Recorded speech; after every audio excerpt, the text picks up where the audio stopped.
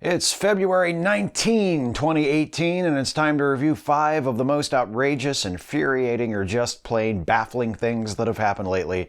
It's your Facepalm 5. Let's count them down. Number 1, America still loves guns more than people. Another week, another shooting at an American school. This one took place at a high school in Parkland, Florida. 17 people were killed as a result, making this the deadliest school shooting since the Sandy Hook massacre in 2012, and the latest school shooting elected officials will do nothing about. As expected, Republican politicians and pundits took to the airwaves in the hours following the shooting to eagerly assure people that guns aren't the problem, it's mental illness. It's inadequate security at schools. It's not enough guns. Republican Senator from Florida Marco Rubio insisted from the Senate floor that gun control laws wouldn't have prevented the shooting.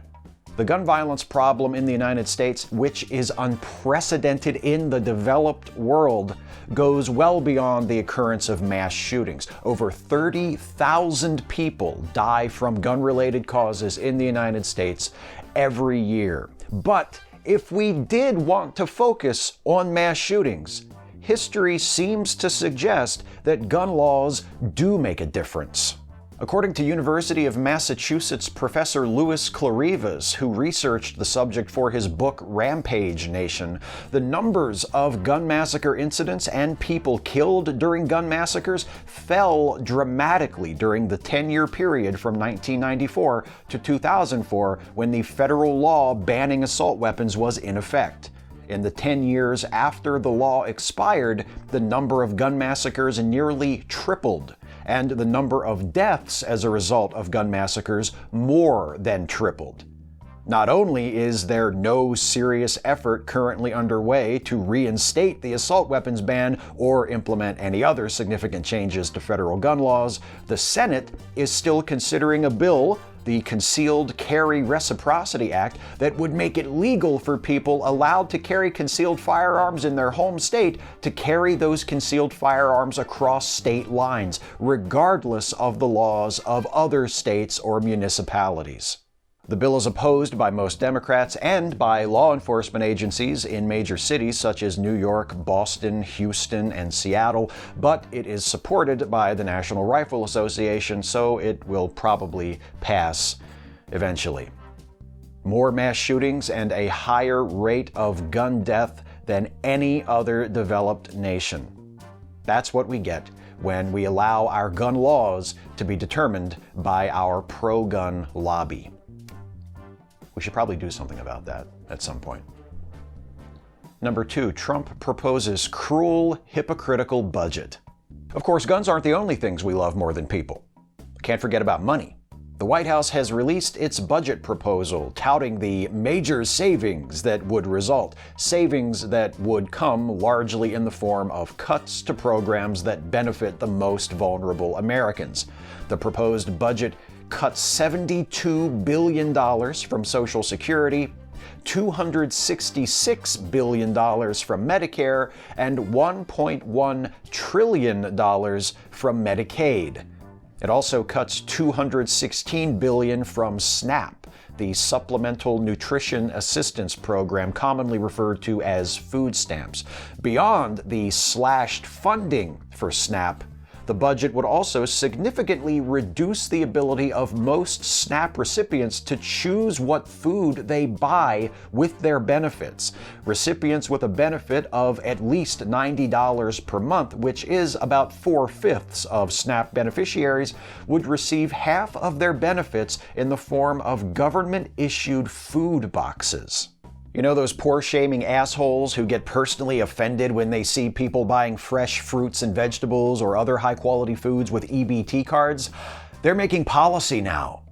Oh, and I almost forgot. This budget proposal would actually increase the federal deficit by hundreds of billions of dollars a year and add over $7 trillion to the national debt in the next decade. But hey, I mean, what are a few $trillion here and there as long as we get to keep fucking over poor people, right? Speaking of which, number 3, Trump administration and state governments continue attacks on Medicaid. The proposed budget isn't the only way Trump and his allies are turning the screws on low-income Americans. Last month, the administration began granting waivers to states which allowed them to cut off Medicaid benefits for people who failed to meet newly instituted work requirements. Now, the Federal Department of Health and Human Services has received waiver requests from several states that want to impose lifetime caps on Medicaid benefits. Such caps could affect not only the unemployed, but also low-wage workers whose employers don't offer health coverage. These attempts to gut public assistance programs, especially Medicaid, reflect what has been the dominant right-wing attitude toward low-income Americans for decades, namely the view that the poor are not fellow human beings who deserve respect, compassion, and help, but freeloaders who are taking advantage of hard-working taxpayers. It's all these damn people on welfare bleeding us dry, but don't worry, we'll make them pay. Oh, no. Not all of you poor white folks in the red states who get welfare. We know that you really need it. Most of you. Anyway, it's these people over here on welfare, these other people, they're the ones that are bleeding us dry. We're going to make them pay. And you might have to pay too. Hey, what's that over there? Number 4, dozens of White House officials still lack security clearances. Over a year into the Trump administration, nearly 3 dozen officials, perhaps more, are still working without permanent security clearances. That list includes Jared Kushner, Trump's senior advisor and son-in-law. Until recently, it also included White House aide Rob Porter, who resigned week before last after multiple allegations of domestic abuse, which the administration knew about, were reported in the media. Several officials in the Trump White House, including Kushner, have been neither approved nor rejected for security clearances and are still working on interim clearances due to paperwork errors. See, if you're rejected outright, then you lose your clearance. But if there's an error in the paperwork of your clearance request, you keep your interim clearance while you resubmit your corrected paperwork. I'm not saying Trump appointees like Kushner intentionally messed up their paperwork so that they could hold on to their interim security clearances because they were afraid that they wouldn't be approved for full security clearances, although the head of the bureau that conducts background checks did recently tell a congressional committee that he had never seen a security clearance application with as many errors and omissions as Kushner's. So, best case scenario, Kushner is such a dipshit that he can't even fill out forms the right way the first time, which maybe means he shouldn't get security clearance anyway. And now it's time for the segment devoted to some of the other things Donald Trump has done recently to disgrace the presidency and embarrass and/or endanger the United States and the rest of the world. It's number 5, the further misadventures of Lord Dampnut. Please keep in mind, as always, the following is not a complete list. He tweeted in response to the Parkland shooting, "Neighbors and classmates knew he was a big problem, must always report such instances to authorities again and again. Stay classy, Trump." He also blamed the shooting on mental illness and promised action on that front, though that's just as worthless as any other Trump promise. Trump's proposed budget includes significant cuts to the Substance Abuse and Mental Health Administration and the National Institute of Mental Health. Plus, last year, Trump signed a bill that actually made it easier for a person with a mental illness to buy a gun. He also praised Rob Porter, he's the White House aide who resigned after the media reported on his history of domestic abuse, remember?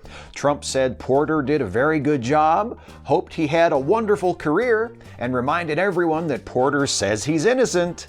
Of course, Trump also continues to maintain that he himself is innocent of the many, many acts of sexual harassment and assault of which he has been accused, even though he is on tape bragging about how easy it is for him to sexually assault people. So the Trump concept of innocence isn't worth very much.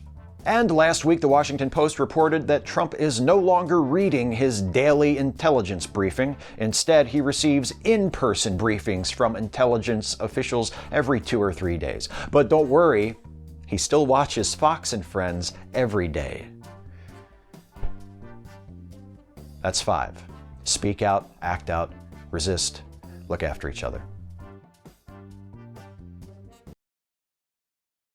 Hey folks, thanks for watching. Hope you enjoyed this one. If you did, please like, share, subscribe, and also please consider helping me to make more videos like this one by supporting this channel through Patreon. You can go to patreon.com/Steve Shives to become a patron of this channel for as little as $1 a month. But if you can afford to pledge at a level of $5 a month or more, you can take advantage of some special perks that are built into the Patreon campaign, including a shout out at the end of the Facepalm 5, just like my newest $5 plus per month patron, Rebecca Hawkins. Thank you, Becca, for your support. I really appreciate it. Thanks to all of you who are my patrons at whatever level you are pledging. Thanks to all of you for watching, whether you're a patron or not, and I'll see you next time.